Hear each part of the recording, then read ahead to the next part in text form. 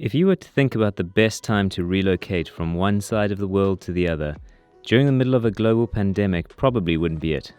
But that's what ended up happening in our life this year because hey, this is 2020. I'm Owen Luke and this is my channel Owen Says Go. I've been making food and travel videos and putting them on YouTube for 4 years now, with the tagline of From Durban to the World. But after living in Durban for 10 years, we were ready for a new adventure. So sometime in 2019, we decided to move to New Zealand to live, work and explore. Lee found a job, we applied for visas, sold our cars and put our house on the market. And then, COVID hit. With the shutdown of South African and New Zealand borders, it proved extremely difficult to find a flight. First, our Qantas flight was cancelled, then we were bumped off an Emirates flight, and an available SAA repatriation flight was looking uncertain and was delayed until it came perilously close to our final date for first entry.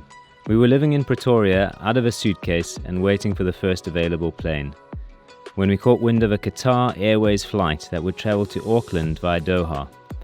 The only catch was that due to passenger number restrictions, the only available tickets were business class. Having paid over the price of a mid-size car, we left Pretoria on the 1st of September. With no commercial international flights flying out of OR Tambo Airport, we assembled at the Qatar Embassy in Pretoria and took a police-escorted bus to the airport. Yeah, well, let's go. Not touching anything.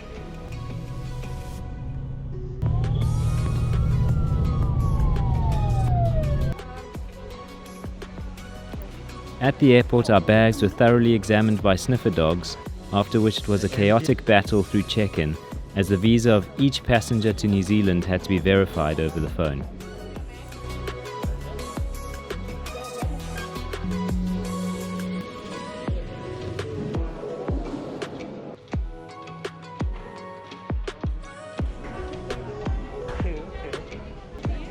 Qatar has apparently got some of the best business class seats around, and our flight was equipped with the Q Suite layout, which meant that our 2 beds were side by side, each 55 centimeters wide and reclining into a fully flat 2-meter long double bed, surrounded by closing doors for extra privacy. This is our Q Suite.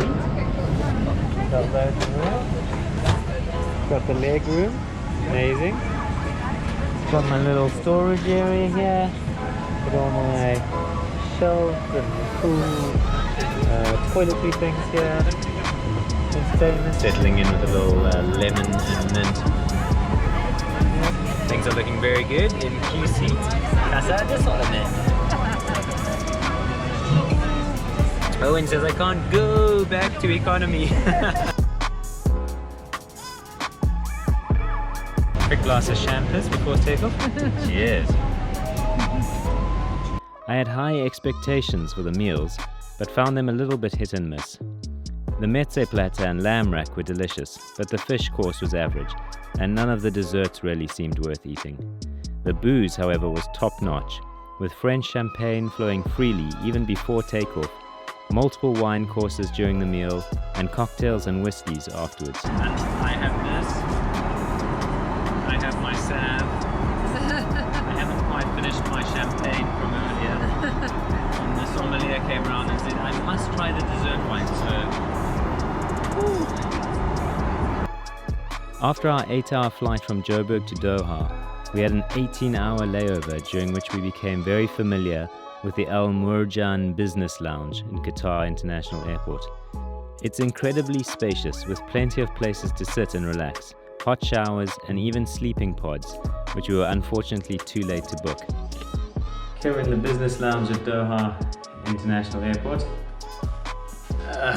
And I can take this off now finally. But I'm very excited that one can have a lovely shower here. Now that's much better. There were several options for eating, both a la carte and buffet, although neither were particularly exciting. There was definitely a hint of airline food to the whole operation. Business lounge is deserted. Where's my flight? It's on the board. Wait, our flight just arrived on the board. Yes! The second leg of our flight was a massive 16-hour flight to Brisbane. where after a brief technical stop, we boarded the final 2-hour leg to Auckland. Dinner on the second flight, very nice. Got a little bit of a noodle with some pot stickers. Just got some sliders.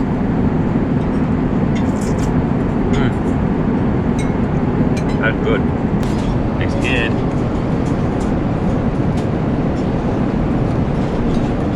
Oh yeah. That's proper meaty.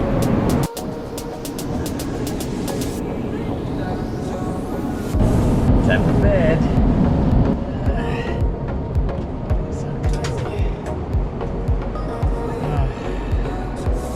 Alright, so we've just woken up. I managed to sleep a solid 6 hours. Pretty good rest, not bad. How'd you sleep? What? 5 kilos of stuff. Yeah. Yeah, I woke up and I found my mask had fallen off and broken, so this is one of the provided ones from the airline, which is nice. And you can see we had our little turn down service last night, so they turned our suite into a little double bed. Complimentary super Wi-Fi internet. Yes. Free internet. Oh hey, look at that. All of my WhatsApps are coming through. I'm catching up on emails. It never stops. And just ordered a little bit of breakfast, just a little champagne. Oh, no champagne. Just a little orange juice and croissants to get started. And there's still lots of time in the day for champagne because I'm guessing we're a long way from where we're going. Let me just show you how nicely the seat works quickly. Oh. I'm adjusting the lumbar support, you can't see that. This one.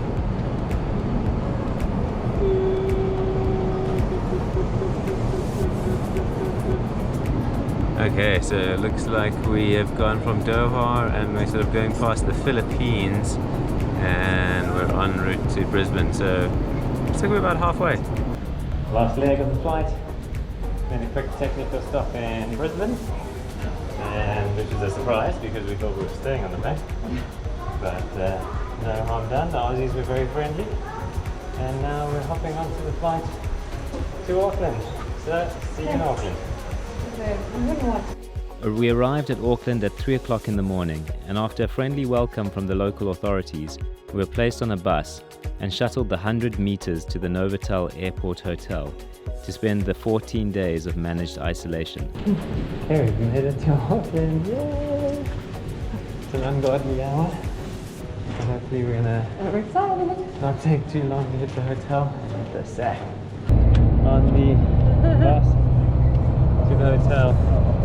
Currently we have the airport hotel, so we don't know quite yet.